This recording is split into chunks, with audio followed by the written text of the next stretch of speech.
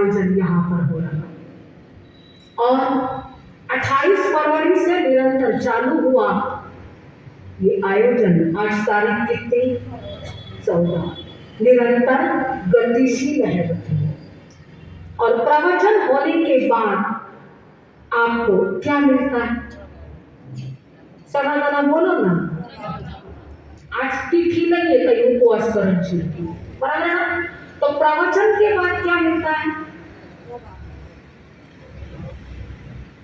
आवाज नहीं आ रहा, प्रभावना मिलती है ना। इधर गुरु का प्रसाद मिलता है और उधर बोलो बटन प्रभावना। आपको क्या पसंद है दोनों में से? नहीं खरं खरं बोलो एकदम पटरी हो। क्या पसंद है आपको? नहीं। जर वाटता वाटता प्रभावना रहेगी, दरवाजा खोल दे, थाने मिलेगी, मने नहीं मिलेगी। सुनते हैं थे ना सर, क्या होता कोई ना कोई तो बोले कि नहीं बोले? तो महत्व किसका? प्रसाद का या प्रभावना का? तो कितना हलवा प्रसाद, जोर से आवाज नहीं आ रही। प्रसाद का महत्व बराबर है। महत्व होता है प्रसाद का बंधुओं, और पुण्यवानी होती है ना तब कहीं जाकर ये गुरु का प्रसाद, गुरु आनंद का संदेश हमें यहाँ पर प्राप्त होता है। और रोज वेगळी वेगळी टेस्ट खाने मिल रही है ना। कितना प्रकार की टेस्ट करनी? चाइनीज वेगळी, साउथ इंडियन वेगळी, महाराष्ट्रीयन वेगळी, पंजाबी वेगळी, अजून बोलो थाई वेगळी, अजून राजस्थानी वेगळी, अजून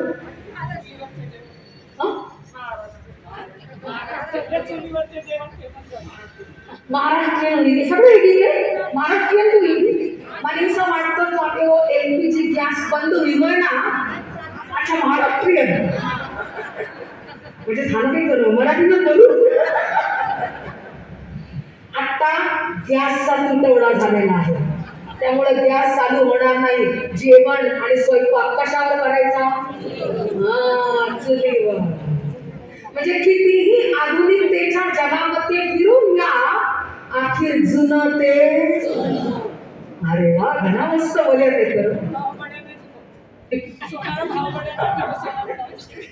जुनं ते सोनं आणि जुनंच कामाला येतं, बरोबर आहे ना? एकदम काही झालं तरी जुनं ते जुनंच असतं आणि तेच आपलं असतं।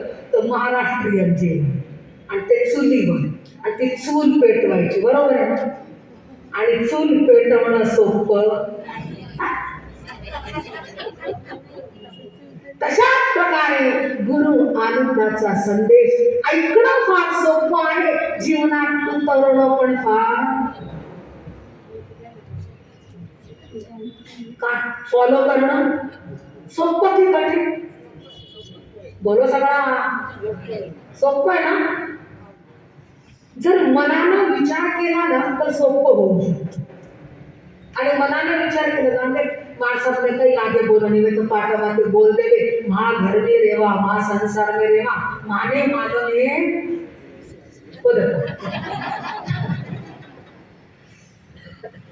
अशा प्रकारे ही प्रसादाची जी शृंखला चालू आहे, रोज वेगळा वेगळा प्रसाद मिळतोय आणि रोज टेस्ट करायची इच्छा पण होते। काल चोख होतो, नाही उरापेक्षा परसुरो पण दोन चोख होतो आणि आज तर अजून चोख मिळाला। अशा या भावनेने आपण पुढं जात रोज या आनंद समोसरण मध्ये बोला येतो आपण, बरोबर ना? आणि येताना काय घेऊन येता? बोला बेटक्याची बस तेवढंच आणतात, बाकी काही नाही आणत। आमच्याकरता काही नाही आणत। नाही माझे काही संबंध मी घेऊन येताना काय घेऊन येता? येताना घेऊन यायची श्रद्धा। लक्षात इथं येताना घेऊन यायची श्रद्धा। भक्तीच्या महाकुंभामध्ये श्रद्धेने आलात ना तर श्रद्धेय बनल्याशिवाय राहणार नाही। लक्षात फक्त श्रद्धा पाहिजे, फक्त आस्था, फक्त विश्वास, फक्त यकीन पाहिजे, फक्त भरोसा पाहिजे। आणि जिथं भरोसा तिथं भगवंत बनायला वेळ लागणार? चोखा बोलो नाही, वेळ नाही लागणार। तर आजपर्यंत आपण आजची पण महाराष्ट्रीयन टेस्ट घ्या. रोजचं बाहेरचं खाऊन खाऊन रोज सागन, रोज मोगर, रोज सागन, वेच फलका, बरोबर आहे. रोज रोज रोज तोरू खाऊ आपण. आज थोडं वेगळा स्टाईल तोरू खाऊ, आज वेगळा स्टाईल भाकरी खाऊ. गॅसमाथली भाकरी सोबरो आणि चुल्लामातलं सोबरो फरक आहे. सामाईने मुंडाने पाणी आणून द्यायचं नको पहिलाच ते तर लगेच समोर चुल्लो दिसिला, तवो दिसिला आणि भाकरी दिसिला, उसलं पकडतो. तव्यावरची भाकरी आणि ती पण चुलीवरची, त्याची टेस्ट वेगळी. आणि त्याच्याबरोबर जर ठेसा असला तर मला नव्हतं बघून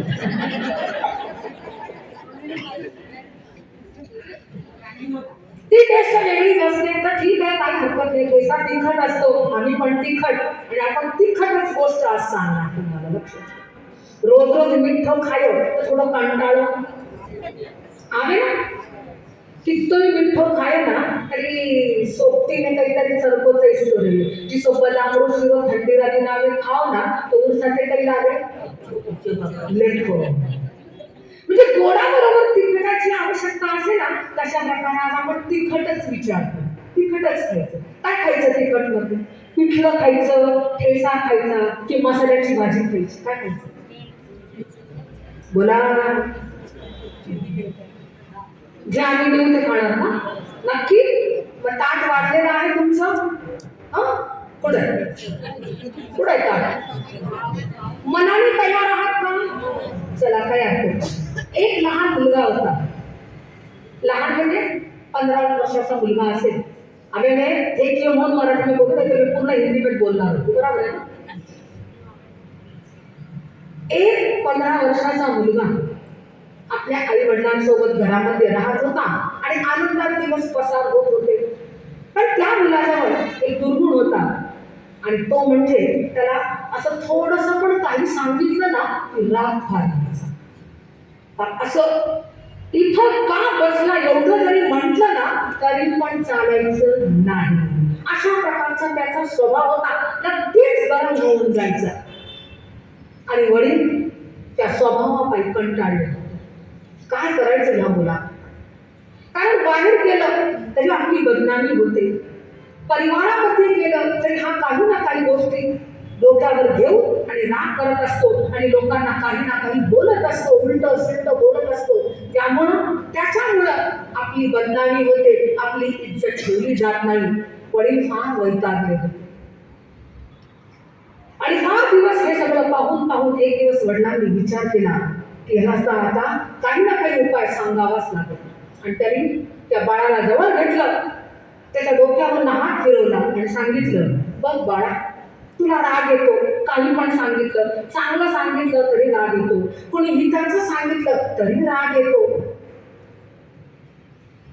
पण तुझा हा स्वभाव चांगला नाही आणि आता मी काही करू शकत नाही. आता एकच काम करायचं, तुला जेव्हा राग येईल तेव्हा आपल्या बाहेरच्या पडवीमध्ये ओसरीमध्ये ना एक लाकडाचा तुकडा पडलेला आहे एवढा मोठा.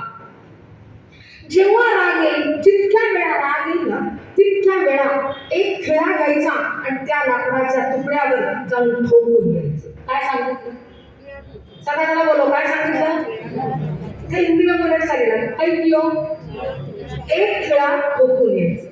त्याला वाटलं काय नाही, सोपं आहे, आपल्याला राग तर येणार, आपण काही बदलणार नाही, पण आपण खिळा ठोकून येऊ. झाला. दुसऱ्या दिवशीपासून हा क्रम सुरू झाला. दुसऱ्या दिवशी 80 खिळे ठोकले गेले. किती? चहा दिला ना तो थोडासा गार झाला, लगेच डोकं हिटर की कूलर. तुमचं बोलता का तुम्ही? लगेच डोकं करणं, अशा लहान लहान गोष्टी करणं. 80 वेळा खिळे ठोकले. तो बघतोय, काही नाही, 100 तर नाही झाले ना, 80 तर झाले म्हणजे असं त्याचं मानस झाले. वडील बघताय, दुसऱ्या दिवशी 50 झाले. किती झाले? आपोआप माणूस सुधरत जात असतो. पण डोक्यात मात्र राग असला ना की जे नाही करायला पाहिजे ना ते सगळं केलं जातं. बस तोंडातून काही ना काही उघडलं जातं आणि त्याच्यामुळं ते खिळे ठोकले जातात. पहिल्या दिवशी किती? दुसऱ्या दिवशी 50. इथं प्रवचन ऐकल्यानंतर जर आपल्याला राग येत असेल ना, तर समजून घ्या की आपण पहिल्या दिवशी पण राग केला, पण ज्या दिवशी प्रवचन ऐकून गेलो त्या दिवशी त्याच्यात 50%, 20%, 10% काहीतरी फरक. इथं हळू बोलत उत्तर देताना तर विद्यार्थी जोरदार उत्तर देत असतो, फरक पडतो की नाही? पडतो. दुसऱ्या दिवशी 50 झाले, तो विचार करतोय इतकं सुंदर लाकडाचा तुकडा होता, इतका सुंदर, आणि त्याच्यावर मी खेळत होते, त्याची सगळी सुंदरता गायब झाली, चांगला दिसत नाही आता. जिथं पहा तिथे खेळच खेळ ठोकलेले. दुसऱ्या दिवशी 50, तिसऱ्या दिवशी 30, चौथ्या दिवशी 20, पाचव्या दिवशी पूर्ण दिवस झाला पण एक पण खेळा ठोकला गेला. वडील खुश झाले की माझा उपाय कारगर सिद्ध झाला, माझ्या मुलाचा स्वभाव बदलून गेला. आणि मुलाला जवळ घेतलं, पाठीवरनं प्रेमानं हात फिरवला, तोंडावरनं गालावरनं हात फिरवला. माझा बाळ आहे तू, आणि माझी गोष्ट तर ऐकणारच माझा बाळ, आणि माझ्या बाळामुळेच माझी इज्जत आहे, माझी प्रतिष्ठा आहे. बाळ तू फार चांगला आहे. अशा प्रकारे त्याचं कौतुक केलं आणि सांगितलं की तू तुझ्या स्वभावाला एकदम बदलून टाकलं, याची मला फार खुशी आहे. दुसरा दिवस उजाडला, वडिलांना सांगितलं की बाळा तुला राग येत नाही, ही फार चांगली गोष्ट आहे, पण आता एकच करायचं, रोज एक खिळा त्याच्यातून काढायचं. काय करायचं? सगळेजण बोला, रोज एक खिळा त्याच्यातून काढायचा. कारण राग आल्यावर माणूस भान विसरून जातो. लक्षात, बरोबर आहे? लक्षात काही राहत नाही की समोर मोठे आहेत की लहान आहेत, सगळं विसरून जातो, मर्यादा वगैरे सगळ्या विसरल्या. रोज एक खिळा काढायचा. त्या मुलानं सुरू केली, ही क्रिया सुरू झाली, रोजचा एक एक खिळा काढत आहे. तर खिळा काढताना तो बघतो की जितके खिळे काढले ना तिथं तिथं बोला होल झालेला आहे. बरोबर आहे ना? होल झालेला आहे. तिथल्या तिथं ती निशाणी अशीच मौजूद आहे, अशीच राहिलेली आहे. अशा प्रकारे करता करता सगळे खिळे निघाले आणि वडील त्याला घेऊन तिथं गेले त्या लाकडाच्या तुकड्याजवळ आणि सांगितलं, बाळा तू जेव्हा पहिला खिळा ठोकला होता ना तेव्हा हे लाकूड कसं दिसत होतं? म्हणे वडील फार छान दिसत होते, इतकं सुंदर लाकूड होतं. त्याच्यानंतर काय झालं, एक एक खिळा ठोकत गेला आणि अशा प्रकारे त्याचं सौंदर्य बिघडत गेलं, खूबसूरती बदसूरतीने बदललं. हेच असतं बंधू, राग आला ना की माणूस काय बोलतो काय नाही बोलतो ना ते सगळं विसरून जातं आणि अशा प्रकारे दुसऱ्यांच्या मनामध्ये घाव होत असतात. खरं की खोटं? आणि समोरच्याने जे सांगितलं ते आपल्या चांगल्या करता सांगितलं आहे की कशा करता सांगितलं आहे याचा विचार माणूस करत. इतका अनुभवला बोलत आहे सगळं नाही करत आपण तो विचार. मनेच क्यों कियो आणि मेच दिसू काही करतो. बरोबर ना? असं वाटे कधी वाट आणि पटकन सहन करता करता माणसा गळातही ऐकूया. हे सगळे शब्द असतात कशामुळे असतात? थोडंसं सांगितलं की सहन होत नाही, मीच त्यांना का दिसते, ती का दिसत नाही, मी आधी बैठी तर काही फरक पडतो. अशा प्रकारचे विचार डोक्यात येतात ना माणूस उघडायला लागतो, बोलायला लागतो. तर गुरु आनंदाचा पहिला संदेश आहे बंधूंनो, लक्षात घ्या, उगलना नाही निगलना सीखो. उगलना नाही, काय करायचं? औषधाची गोळी जी कडू असते, ताप आल्यानंतर पॅरासिटामॉल म्हणा, क्रोसिन म्हणा, जी पण गोळी दिली जाते ना ती चघळायची असते की निगळायची असते? बोला ना सगळं. आपण काय करतो? निगळ. चघळल्यानंतर काय होईल? तोंड कडू होईल की नाही? तर गुरु आनंद का संदेश है की उगलना नहीं निगलना सीखो.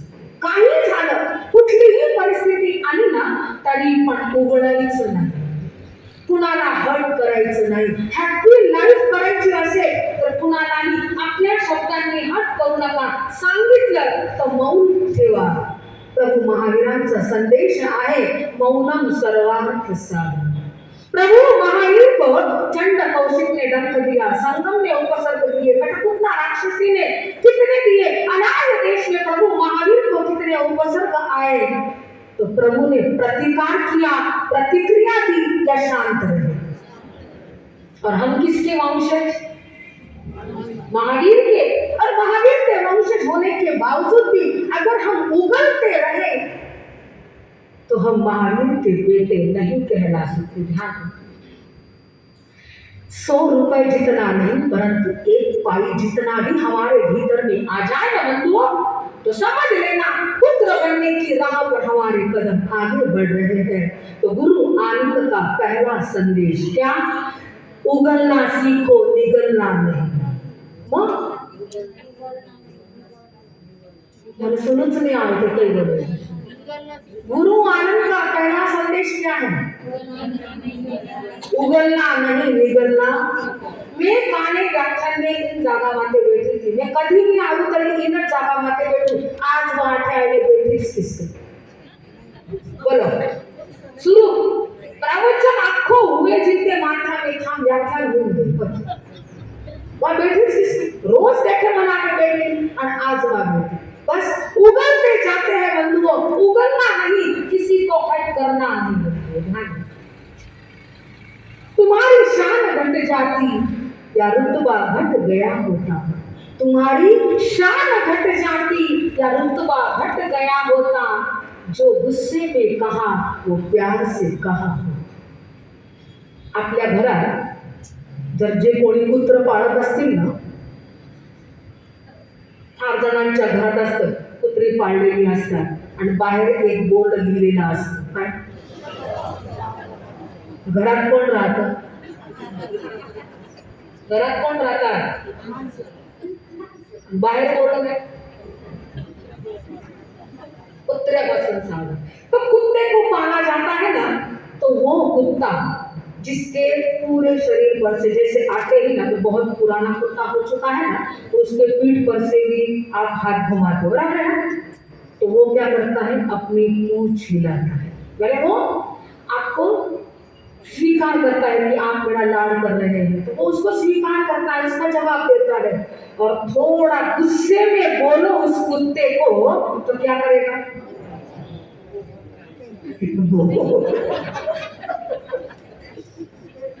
भोंकने लगेगा. बराबर है ना. तो अगर ये डायरेक्ट प्राणी भी अगर गुस्से की भाषा समझता है तो हम तो इंसान, हमारे पास मन है. तो किसी के मन को दुखाना नाही, उगलना नाही. जे तोंडात येईल ते बोलायचं नाही. अशी परिस्थिती निर्माण झाली ना तर शिव्या नाही द्यायच्या पण भगवंताच्या ओव्या गायच्या असतात. त्यामुळं आपलं मन पण स्वस्थ राहील आणि समोरच्याला पण त्याचा इफेक्ट होणार. ओव्या म्हणा, एकदम शांत राहा, नाही तर दुसरं काही नाही. तर उगलना नाही, निगलना सीखो. कारण महादेव तोच बनतो, शंकर तोच बनतो जो विषाला फुंकतो. आम्ही काय करतो? उगत बसतो.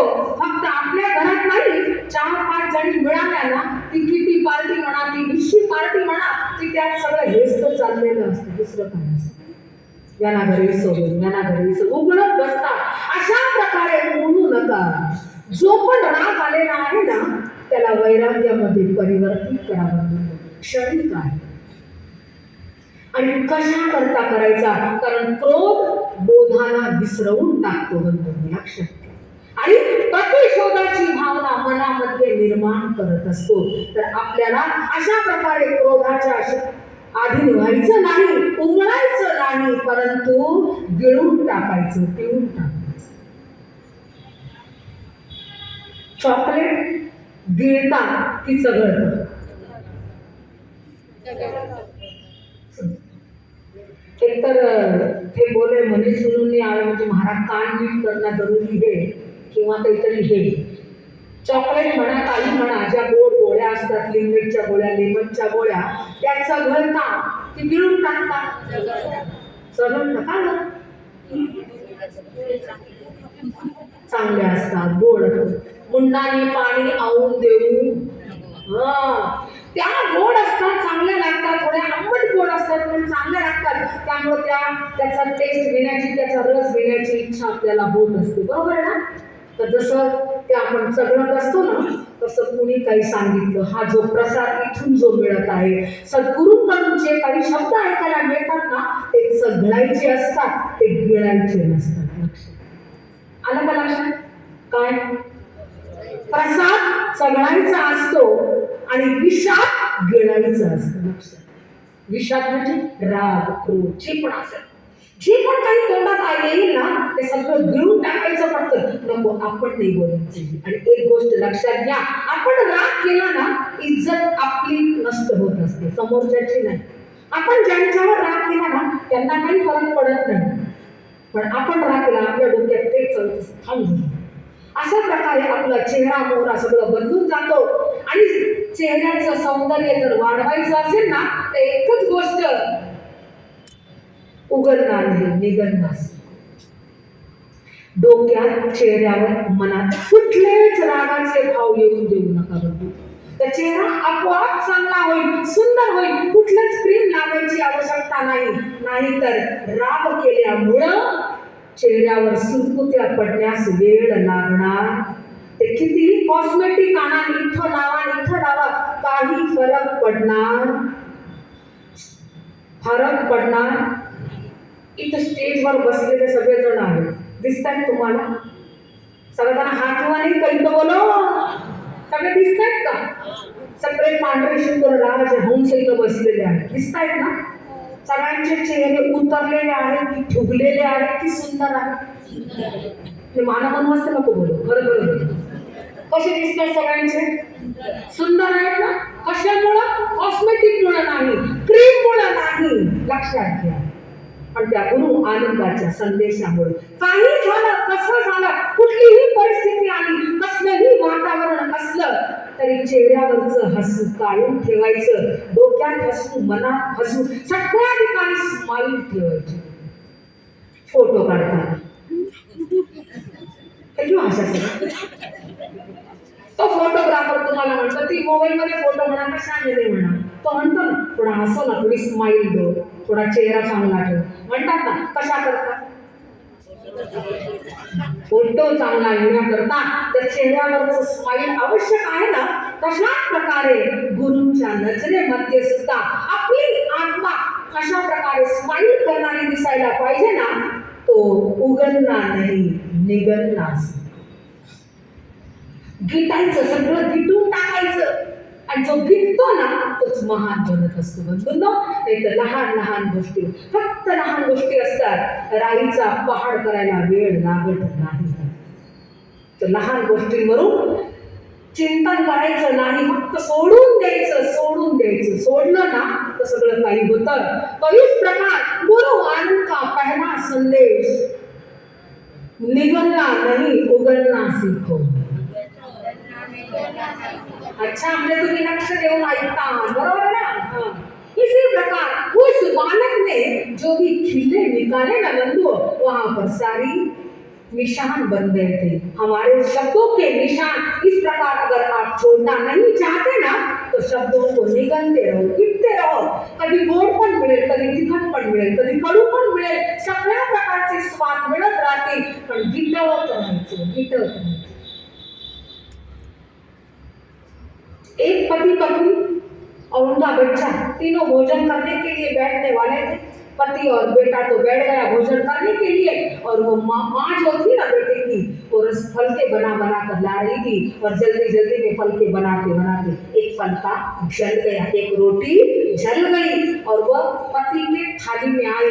बेटे ने देख, आता तर वडिलांचा पारा ना, कारण ताटात अशी काळी काळी चपाती दिसत आहे. आणि त्या मुलानं पाहिलं की माझ्या वडिलांच्या चेहऱ्यावर तर काहीच दिसत नाही. ते चांगले प्रेमाने एक एक तुकडा करून खात आहेत चांगला. आणि आई तिकडं किचन मध्ये गेली आणि त्या मुलाला विचारलं, पप्पा तुमच्या ताटात तर असली काळी भंगार चपाती, माझ्या ताटात बघा किती छान चपाती आली. तुम्ही बोला ना काहीतरी मम्मीला, तुमचं डोकं शांत कसं काय, असं नाही व्हायला पाहिजे. तेव्हा त्यांनी सांगितलं, रोज चांगलीच देते, एखाद दिवशी अशी आली तर डोकं गरम करायचं, उघडायचं, निगळायचं. बरोबर ना? अशी परिस्थिती सर्वांवर येऊ शकते. कधी भाजीत मीठ पडलेलं असेल, नसेल पडलेलं, तर तळपायाची आग मस्तकापाशी नेऊन काही ना काही बोलत नाही. माझी दुकान में काम करा, ऑफिस में काम करा, घर में आवा तो मी सुखरी रोटी सुद्धा खावणे नाही मिळे, अशा प्रकारचे शब्द बोलून उघडू नका, निघून जा, काही हरकत नाही. याच हातांनी चांगलं पण दिलेलं आहे. आज होऊ शकतं गडबडीमध्ये घाई झाली असेल किंवा तिच्या डोक्यात काही असेल, ती चपाती, ती रोटी, तो हलका जळाला पण असेल, काही हरकत नाही. आहे तर तिच्याच हाताचा ना, असा आनंद मनामध्ये आनंद. फक्त अशा प्रकारची परिस्थिती निर्माण झाली की आपण उघडत असतो, पण लक्षात ठेवा, उघडायचं नाही, निघायचं आहे. दुसरं सूत्र आहे प्रभू आनंदाचं, कि पकड़ना नहीं छोड़ना सीखो, उगलना नहीं निगलना सीखो, पकड़ना नहीं छोड़ना सीखो. परमात्मा बनो महावीर के भव बंधु, जो कई बार आपने सुने हैं, विश्वभूति और विशाखानंदी, दो नाम आपने सुने होंगे. सुने क्या? हाँ कि नहीं? सुने. ये दोनों चचेरे भाई, पर किसी बात को लेकर विश्वभूति नाराज हो गया. अब पूरी कथा कहने का इतना समय नहीं हमारे पास, तो किसी बात को लेकर दोनों भाइयों में, इस विश्वभूति के मन में थोड़ी कड़वाहट आ गई और उसने सोचा, मैंने आज दिन तक मेरे चाचा समान पिता के लिए बहुत कुछ किया, उनकी हर बात को सुना, और आज मेरे साथ इस प्रकार का व्यवहार किया है, मुझे यहाँ रहना ही नहीं, सारे मतलब के होते हैं. ऐसा सोचकर विश्वभूति निकल पड़ता है, संदीक्षा ले लेता है. दीक्षा लेने के पश्चात मांस खमन के पारे मांस खमन करता है. और एक दिन मांस खमन के पारने के दिन गोजरी के लिए निकल पड़े हैं. जिस गांव में पहुंचे थे, उसी गांव में विशाखानंदी भी आया हुआ था, चाचा का लड़का, जिसके कारण ही विश्वभूति का मन खट्टू हो चुका था. और ये पारने के लिए निकले थे, रास्ते में पशु के स्पर्श से नीचे गिर गए. देखा विशाखानंदी ने, अरे ये वही विश्वभूति जो अपने ताकत की धाक जमाता था, एक पशु का धक्का क्या लग गया, नीचे गिर गया. और उस विशाखानंदी ने दो शब्द सुना दिए, अरे कहाँ गई तेरी ताकत, तू तो धोख जमाने वाला था, एक पशु का स्पर्श क्या हुआ, तू तो नीचे गिर गया. विश्वभूति जो संत बने हुए थे, उन्होंने देखा, अरे ये तो विशाखानंदी, इसके कारण ही मेरे साथ गलत व्यवहार हुआ. विश्वभूति जो संत बने हुए थे, उन्होंने कहा, शेर चाहे कितना भी बूढ़ा क्यों न हो जाए, पर गीदड़ नहीं बन सकता. ध्यान रखना विशाखानंदी, आज मैं संत हूं, मेरी मर्यादा में हूं, इसलिए कुछ कर नहीं सकता, फिर कभी मेरी ताकत दिखाऊंगा. क्या बोला? सगळ्यांना ध्यान लगाने सुनो, बहुत महत्वाचा शब्द आहे. फिर कभी, नंतर कधी माझी शक्ती तुला दाखवेन, आज मी मर्यादेत आहे. ये फिर कभी शब्द ही बंधुओं 84 लाख जीवायोनि में घुमाता है, फिराता है बंधुओं. फिर कभी हम भी कहते ना, आपण ठीक आहे, मला बोलत राहते, मी बोलून दो, पण हे पण देखील बोला की नाही बोल, मनात ठेवता की नाही ठेवता, एवढं सांगा फक्त. हा किंवा नाही. आनंद समोर खोटं बोलायचं नसतं. आपण मनात ठेवतो की नाही ठेवतो, ठेवतो की नाही ठेवतो. फिर कभी ही फिराता है बंधुओं, ध्यान रखना. फिर कभी को होल्ड पर मत रखो. जो होल्ड पर रखा ना बंधुओं, समझ लेना वो कहां के कहां नीचे गर्त में गिर जाएगा. और जब फिर कभी को होल्ड पर रखा ना, तो परेशानियों का ब्याज चुकाते चुकाते जिंदगी गुजर जाती है बंधुओं. फिर कभी नहीं, आपण नाही बोलणं तर आहे, पण आपण सगळ्या समोर घरी आणून ते कुठे देतो. फिर फिर कभी शब्द हमारे दिमाग में नहीं आना चाहिए, इसीलिए पहला सूत्र दिया था की निगलना सीखो, उगलना नाही. पिटून टाकलं ना तो फिर कधीचा प्रश्नच येत नाही.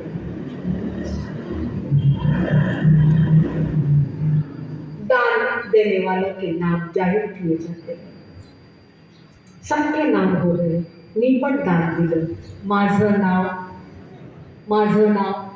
घेतलं नाही. थांब आटल्यावर પછી दे पूरा. फिर कभी नंतर कभी नाही, नंतरच अंतर पाडत असतं सद्गतीमध्ये, लक्षात घ्या. फिर कभी को होठ पर मत रखो, इस फिर कभी ने ही विश्वभूति जैसे संत को भी 33 सागरों के दुख झेलने के लिए मजबूर कर दिया, नरक की यातनाओं में ढकेल दिया. बंधुओं, फिर कभी नहीं. मन में गांठ बना के मत रखो, ध्यान रखो. गांठ बनाओगे ना तो मुरब्बा बन जाएगा, ध्यान रखना. और आप जानते हो मुरब्बा जे गुळांबा असतो ना, तो जितका जितका मुरतो तितका तितका काय गोड होत असते. ही मनात राहिलेली गोष्ट जी असते ना ती अशा प्रकारे मुरत असते. समोर तो दिसला लगेच ते आठवण येते. आणि ती बुरटच त्यानुसारची गाठ बनत असते, लक्षात घ्या. शरीरशास्त्री म्हणतात 20% फिजिकली असतं, 80% मेंटली असतं, लक्षात घ्या. ही ऍसिडिटी, हे अपचन, हे आम्लपित्त, हा क्रोध, हे सगळं हे कशामुळे येतं? क्रोधामुळे. ऍसिडिटी होते कशामुळे? क्रोधामुळे होते, लक्षात घ्या. कॅन्सरची गाठ कशामुळे होते? हे मनात ठेवून सगळं साचलेलं असतं ना, त्याच्यामुळे हे सगळं भोगावं. कॅन्सरच्या गाठीचं तर ऑपरेशन होऊ शकतं बंधूंनो, पण ही जी वैराची गाठ, प्रतिशोधाची गाठ, ही फिर कधीची गाठ जर डोक्यामध्ये बसली ना तर त्याचं ऑपरेशन कधी करणार, कसं करणार आणि कधी होणार? ती इतकी आतमध्ये गेलेली आहे ना की स्प्रेड व्हायला वेळ लागत नाही. म्हणून कोणी काही सांगितलं तिथल्या तिथं स्वाहा, ओसरे डिलीट करून टाका. फिर कधी सांगितलं माझ्या अशुभ कर्माचा उदय होता म्हणून ते 2 शब्द मला बोलले. ठीक आहे, ऐकायचं की नाही ऐकायचं की माझ्या मनावर असतं. माझ्या गुरुजी एकच गोष्ट नेहमी सांगायच्या, असं काहीही झालेलं असेल ना तर ते असंच म्हणायच्या की जी वस्तू समोर आलेली आहे त्यांनी 4 शब्द ऐकवले, 2 शब्द चांगले असतील तर तो घेऊन टाक, 2 चांगले नसतील तर तिथल्या तिथं ओसरे करून टाक. समोरच्यानं दिलेला मान आपल्याला घ्यायचा की नाही घ्यायचा हे आपल्यावर अवलंबून असतं. खरंय की खोटं? आम्ही दिलेलं प्रवचन ऐकायचं की नाही ऐकायचं हे कुणावर अवलंबून असतं. काय करायचं?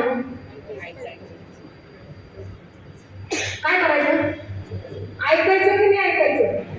ऐकायचं ना, तो क्या लेना क्या नहीं लेना ये हम पर निर्भर होता है.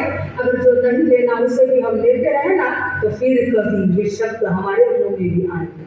आकार नहीं बच्चे देखो ना, प्रत्येक वेळी मला सांगतेच इसो घडतो रे, इसो नको.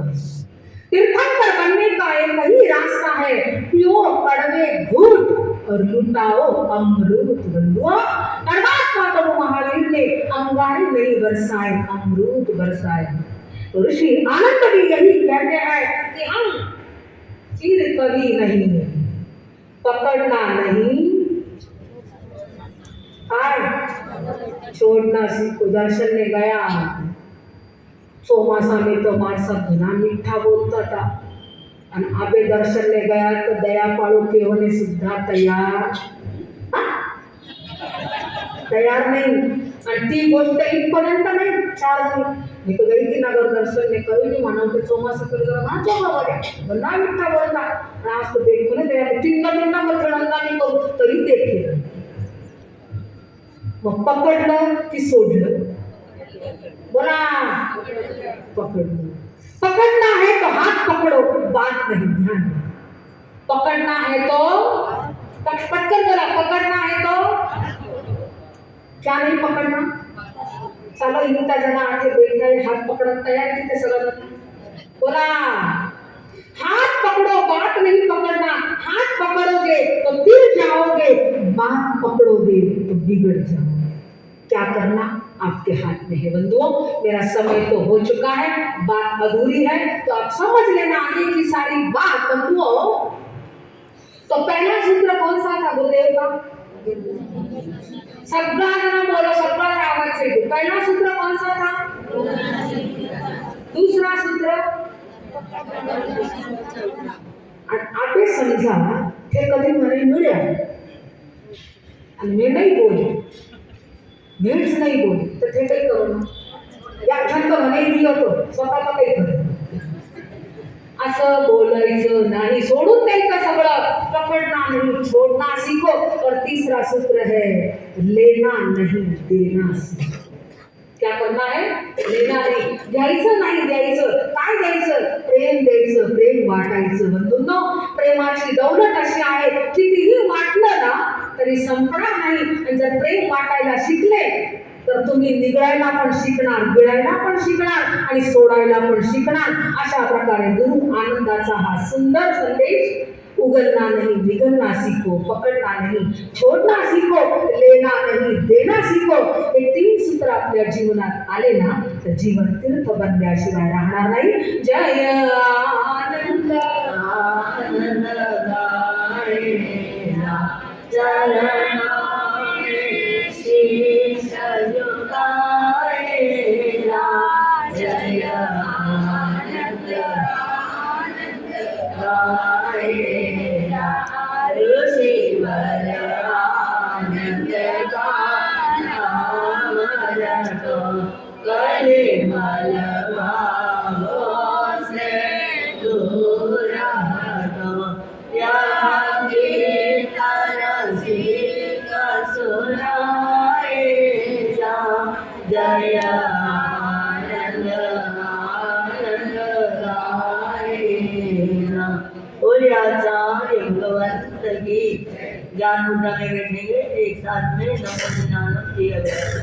नमो निन्यानम जी अभयानम, नमो निन्यानम जी अभयानम, नमो निन्यानम जी अभयानम, नमो निन्यानम जी अभयानम, नमो निन्यानम जी अभयानम, नमो निन्यानम जी अभयानम, नमो निन्यानम जी अभयानम, नमो निन्यानम जी अभयानम, नमो निन्यानम जी अभयानम, नमो निन्यानम जी अभयानम, नमो